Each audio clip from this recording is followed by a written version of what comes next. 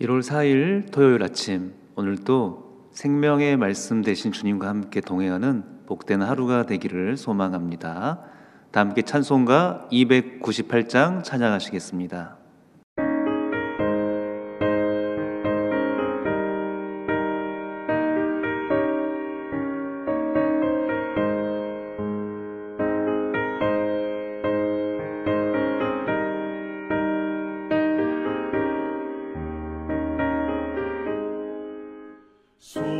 속죄하신 구세주를 내가 찬송하리라.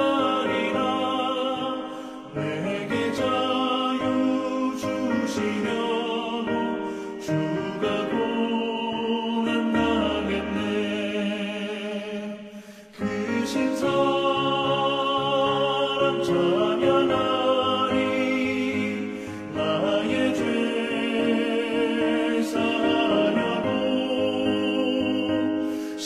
십자가에 죽임당한 나의 주 찬양하리. 내가 구원받은 증거 기뻐 전하리라.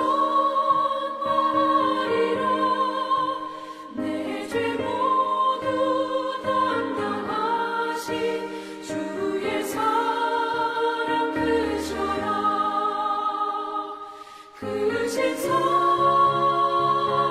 찬양하리.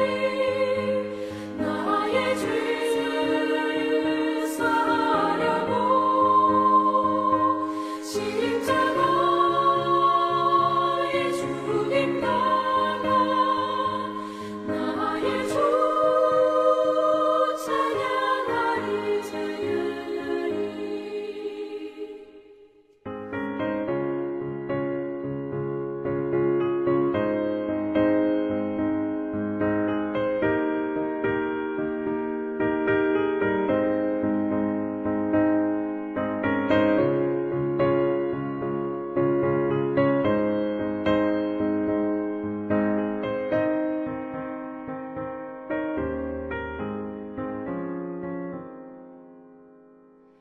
승리하신 구세주를 내가 찬송하리라.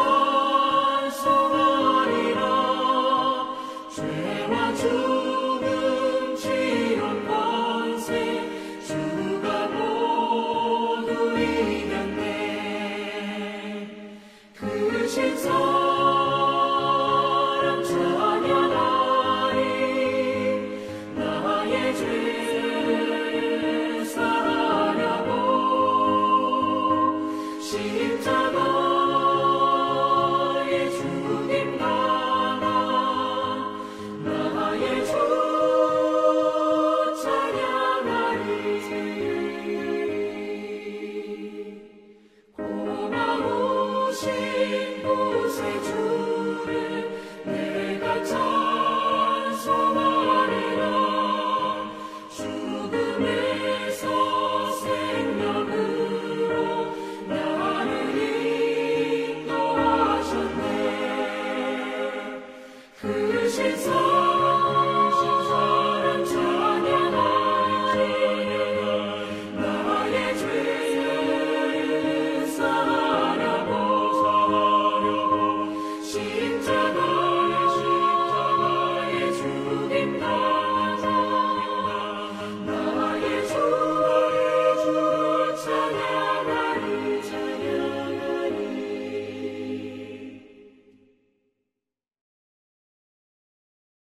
하나님께서 오늘 우리에게 주시는 말씀은 요한복음 1장 29절에서 42절까지의 말씀입니다. 이튿날 요한이 예수께서 자기에게 나아오심을 보고 이르되 보라, 세상 죄를 지고 가는 하나님의 어린 양이로다. 내가 전에 말하기를 내 뒤에 오는 사람이 있는데 나보다 앞선 것은 그가 나보다 먼저 계심이라 한 것이 이 사람을 가리킴이라. 나도 그를 알지 못하였으나 내가 와서 물로 세례를 베푸는 것은 그를 이스라엘에 나타내려 함이라 하니라. 요한이 또 증언하여 이르되 내가 봄에 성령이 비둘기같이 하늘로부터 내려와서 그의 위에 머물렀더라. 나도 그를 알지 못하였으나 나를 보내어 물로 세례를 베풀라 하신 그이가 나에게 말씀하시되 성령이 내려서 누구 위에든지 머무는 것을 보거든 그가 곧 성령으로 세례를 베푸는 이인 줄 알라 하셨기에 내가 보고 그가 하나님의 아들이심을 증언하였노라 하니라. 또 이튿날 요한이 자기 제자 중 두 사람과 함께 섰다가 예수께서 거니심을 보고 말하되 보라 하나님의 어린 양이로다. 두 제자가 그의 말을 듣고 예수를 따르거늘 예수께서 돌이켜 그 따르는 것을 보시고 물어 이르시되 무엇을 구하느냐 이르되 랍비여 어디 계시오니이까 하니 랍비는 번역하면 선생이라. 예수께서 이르시되 와서 보라. 그러므로 그들이 가서 계신 데를 보고 그날 함께 거하니 때가 10시쯤 되었더라. 요한의 말을 듣고 예수를 따르는 두 사람 중에 하나는 시몬 베드로의 형제 안드레라. 그가 먼저 자기의 형제 시몬을 찾아 말하되 우리가 메시아를 만났다 하고 메시아는 번역하면 그리스도라. 데리고 예수께로 오니 예수께서 보시고 이르시되 내가 요한의 아들 시몬이니 장차 게바라 하리라 하시니라. 게바는 번역하면 베드로라.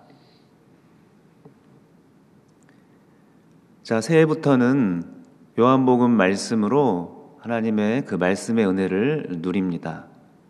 요한복음은 사복음서 중에서 다른 세 개의 공간 복음과는 다른 특징들을 가지고 있습니다. 공간 복음이 같은 관점으로 예수님의 생애와 또한 사역, 예수님의 그 행하심을 보여주고 있다면 요한복음은 예수님의 신성에 초점을 맞추어서 예수님이 우리에게 어떠한 하나님의 아들로서의 삶을 이 땅에서 살아가셨는가를 실제로 보여줍니다. 이 요한복음은 주님이 가장 사랑하시던 제자라고 표현했던 바로 사도 요한이 기록한 성경입니다. 예수님의 그 사랑이 이 성경에 가득 묻어 있고 또 우리를 향한 하나님의 놀라운 사랑의 그 외침과 그 은혜의 말씀들이 기록되어 있습니다. 계속 이어지는 요한복음 말씀 묵상을 통하여서 우리를 향하신 하나님의 놀라우신 그 사랑의 그 은총이 우리 모두에게 깊어지기를 소망합니다. 오늘 말씀은 이제 세례 요한을 통하여서 예수님을 증언하는 그 증거의 말씀을 전하고 있는데요. 29절에 보니 이튿날 요한이 예수께서 자기에게 나아오심을 보고 이르되 보라 세상 죄를 지고 가는 하나님의 어린 양이로다. 세례 요한은 예수님보다 앞서 예수님의 오실 것을 증언하는 그러한 외치는 자의 소리였습니다. 그래서 세례 요한이 증거하고 증언하는 모습은 바로 하나님의 어린 양, 바로 예수 그리스도이십니다. 예수 그리스도를 증거하고 증언하고 있는데요. 먼저 하나님께서 세례 요한의 눈을 열어주셔서 하나님의 어린 양을 보게 하십니다. 영안을 열어주셔서 예수님을 알게 하시고 깨닫게 하시고 증거하는 삶을 살게 하시는데요. 하나님이 은혜를 주셨기에, 하나님이 은혜를 베풀어 주시기에 그의 눈이 열리고 세례 요한의 영안이 열려서 예수님을 알아보고 예수님을 증거합니다. 진리의 말씀을 깨달은 자로서 진리를 증거하고 많은 이들에게 예수님을 증언하고 있는데요. 31절 말씀, 나도 그를 알지 못하였으나 내가 와서 물로 세례를 베푸는 것은 그를 이스라엘에 나타내려 함이라 하니라. 세례 요한은 그 앞에 있는 세례라는 단어처럼 그 별명처럼 세례를 베푸는 사역을 감당하고 있습니다. 세례 요한이 세례를 베푼 목적은 31절 방금 읽었던 말씀처럼 예수님을 이스라엘에 나타내려 하기 위함이라고 고백하고 있습니다. 세례 요한의 그 세례는 바로 그 자신을 드러내거나 그 자신의 사역을 위한 것이 아니라 예수님을 이 땅과 또한 많은 이들에게, 모든 이들에게 보여주고 예수님을 드러내기 위함이다라고 고백하는데요. 하나님의 구원 계획에 있어서 세례가 매우 중요한 역할을 차지하고 있습니다. 사람들의 마음을 정결하게 하고 예수님을 맞이할, 또 받아들일 준비를 하는 그 사역을 세례 요한이 감당하고 있는데요. 이 모든 사역과 모든 과정은 하나님께서 세심하게 또 하나하나 사려 깊게 준비하시고 배려하신 그러한 사역의 과정입니다. 하나님이 준비하셨을 뿐만 아니라 하나님께서 주도하셨고 또한 하나님께서 인도하신 모든 사역의 과정입니다. 그것이 바로 세례 요한의 세례 사역에 담겨 있는데요. 그렇다면 우리의 삶의 목적을 한번 살펴볼 필요가 있다는 것입니다. 세례 요한의 세례의 목적은 예수님을 드러내는 것이었습니다. 우리 인생의 목적은 지금 무엇입니까? 바로 예수님, 우리의 삶을 통하여서 예수님이 드러나고 예수님이 증거되고 또한 하나님의 그 은혜의 말씀이 전해지는 그것이 되기를 소망합니다. 자, 35절에 보면 이제 세례 요한의 증거를 통하여서 세례 요한의 그 두 제자가 예수님을 만나는 장면을 기록하고 있는데요. 35절, 또 이튿날 요한이 자기 제자 중 두 사람과 함께 섰다가 예수께서 거니심을 보고 말하되 보라 하나님의 어린 양이로다. 같은 증언과 증거의 말씀을 전하고 있습니다. 보라 하나님의 어린 양이다 라고 세례 요한이 선포하고 있는데요. 그 증거에 제자들의 반응, 바로 37절 말씀, 두 제자가 그의 말을 듣고 예수를 따르거늘. 두 제자의 반응은 바로 예수님을 따르는 것이었습니다. 어찌 보면 요한의 제자였던 두 사람이 이제 요한을 뒤로하고 예수님을 따르는 새로운 그 인생의 결단을 하는 모습을 보게 되는데요. 인간적으로 바라볼 때 요한을 어떻게 그렇게 뒤로하고 바로 예수님을 따라갈 수 있을까, 그런 생각이 들 수도 있습니다. 그러나 진리를 깨달은 자로서 그들이 기다리고 또한 구하던 메시아 예수 그리스도를 발견하고 깨달은 자들로서 그들은 너무나 당연하게 또한 당연스럽게 예수님을 따르는 삶을 선택합니다. 새로운 시작을 위해 지금의 삶의 자리를 또 떠나고 새로운 곳으로 나아가는 제자들의 모습입니다. 떠남은 공간적인, 물리적인 공간만을 의미하는 것이 아니라 그들이 지금까지 가지고 있던 삶의 방향, 가치관, 인생의 그 비전들, 그것들을 뒤로하고 내려놓고 주님이 이끄시는 곳으로 한 걸음 더 나아가는 것, 그것이 바로 진정한 떠남의 의미인데요. 이 두 제자는 이전의 삶에서 이제 새로운 길로 나아가는 선택과 결단을 하고 있습니다. 자, 그들이 예수님께 물어보는데요. 예수님께서 그 두 제자에게 무엇을 구하느냐라고 질문하셨을 때 그들의 대답이 바로 랍비여 어디 계십니까? 라는 그러한 반문입니다. 자, 39절 말씀을 보면요. 예수께서 이르시되 와서 보라. 그러므로 그들이 가서 계신 데를 보고 그날 함께 거하니 때가 10시쯤 되었더라. 제자들은 예수님을 향해 예수님께 어디에 계십니까? 라고 질문합니다. 그런데 예수님의 그 대답은 와서 보라. 그리고 나와 함께 하여라 라고 대답을 해 주시는데요. 어디 혹은 어떤 곳이 중요한 것이 아니라 예수님과 함께하는 것, 예수님과 동행하는 것, 예수님과 함께 더불어 살아가는 것, 그것이 중요함을 보여주고 있습니다. 주님과 함께 머무르는 곳으로, 주님과 함께 동행하는 삶의 자리로, 주님이 이끄시는 곳으로 주님과 함께 한 걸음 한 걸음 그들의 삶의 발걸음을 내딛고 있습니다. 우리를 향해서도 주님이 동일한 말씀을 전해 주시는데요. 우리가 어디에 있든지 무엇을 하든지 중요한 것은 예수님과 함께 더불어 머무르는 것, 주님과 함께 더불어 살아가는 것, 주님과 함께 동행하며 교제하며 주님께서 이끄시는 대로 결정하고 선택하고 나아가는 것, 그것이 바로 주님이 우리에게 기뻐하시고 바라시는 삶의 모습입니다.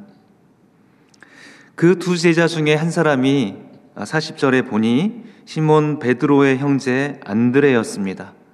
안드레는 예수님을 만나고 진리 되신 예수님을 또 만난 이후에 바로 그의 형제 베드로를 찾아 나아갑니다. 시몬을 찾아 나아가는데요. 41절 말씀, 그가 먼저 자기의 형제 시몬을 찾아 말하되 우리가 메시아를 만났다 하고, 메시아는 번역하면 그리스도라. 자, 이 안드레를 통하여서 복음의 말씀이, 진리의 예수 그리스도가 베드로에게 증거가 되고요, 베드로의 변화된 인생이 이제 예언되는 그런 장면을 보게 됩니다. 42절, 데리고 예수께로 오니 예수께서 보시고 이르시되 내가 요한의 아들 시몬이니 장차 게바라 하리라 하시니라. 게바는 번역하면 베드로라. 베드로를 향한 예수님의 예언의 말씀, 그것은 바로 장차 너가 요한의 아들 시몬, 네가 바로 장차 게바가 될 것이다. 주님 나라의 반석과 같은 하나님의 일꾼, 하나님의 제자가 될 것임을 말씀해 주십니다. 예수님의 그 은혜는 세례 요한을 통하여서 두 제자, 그리고 그 두 제자 중에 한 사람이었던 안드레에게 전해졌고, 안드레가 그의 형제 베드로에게 증거합니다. 그리고 그 증거의 말씀이 베드로에게 전달되어 베드로의 인생이 앞으로 어떻게 변화되고 쓰임받을 것인가를 보여주고 있습니다. 예수님을 만나는 인생은 주님께서 귀하게 사용하시고 또한 인도해 가시는데요, 그것은 바로 하나님 나라의 굳건한 반석으로 사용하신다는 것입니다. 주님과의 동행을 통하여서 주님과 함께 하는 그 교제의 시간, 주님 안에서 머무르는 그 시간들이 쌓이고 쌓여서 그를 주님의 백성으로, 주님의 사람으로 변화시킬 뿐만 아니라 하나님 나라의 귀한 반석으로 사용하신다라고 주님이 말씀해 주십니다. 새해에 주님께서 우리에게 이 말씀으로 찾아와 주셨습니다. 주님과 함께 머무르고 주님과 함께 동행하는 삶을 살아갈 때 2025년도 한 해가 주님 안에서 복되고 풍성한 한 해가 될 것을 말씀해 주십니다. 우리가 속해 있는 가정과 또한 직장과 삶의 자리가 주님의 은혜로 충만할 뿐만 아니라 우리를 통하여서 주님 나라가, 하나님 나라가 증거되고 하나님 나라가 우리 모두에게 또한 우리의 삶의 자리 가운데 임하기를 간절히 소망합니다. 그것은 바로 주님과의 동행으로부터 시작됩니다. 주님께서 우리로 주님과 함께 더불어 살아가자고 우리를 부르시고 초청하십니다. 주님의 그 초청의 음성에 우리가 반응하고 주님 앞에 나아가기를 소망합니다. 주님께서 우리의 삶을 붙들어 주시고 주님의 귀한 자녀로, 주님의 귀한 사람으로 사용하여 주실 줄을 믿습니다. 하나님 아버지, 하나님께서 오늘 요한복음 말씀을 통하여서 진리 되신 메시아 예수 그리스도를 우리에게 보여주시고 또한 주님과 동행하는 삶으로 초대하여 주시니 감사합니다. 주님의 말씀 앞에 우리가 매일매일 나아가기를 소망합니다. 말씀 대신 주님의 은혜가 우리 가운데 넘치게 하여 주시고 주님과 함께 풍성한 교제와 동행의 삶을 살아가게 하여 주시옵소서. 그리하여서 우리를 통하여 하나님 나라가 증거되게 하여 주시고 하나님 나라가 우리의 삶의 자리에 온전히 펼쳐지게 하여 주시옵소서. 매일매일 주님의 손이 우리의 삶을 이끌기를 소망하며 주님 앞에 우리의 삶이 더욱더 온전히 드려지게 하여 주시옵소서. 예수님의 이름으로 감사하며 기도합니다. 하늘에 계신 우리 아버지, 아버지의 이름을 거룩하게 하시며 아버지의 나라가 오게 하시며 아버지의 뜻이 하늘에서와 같이 땅에서도 이루어지게 하소서. 오늘 우리에게 일용할 양식을 주시고 우리가 우리에게 잘못한 사람을 용서하여 준 것 같이 우리 죄를 용서하여 주시고 우리를 시험에 빠지지 않게 하시고 악에서 구하소서. 나라와 권능과 영광이 영원히 아버지의 것입니다. 아멘.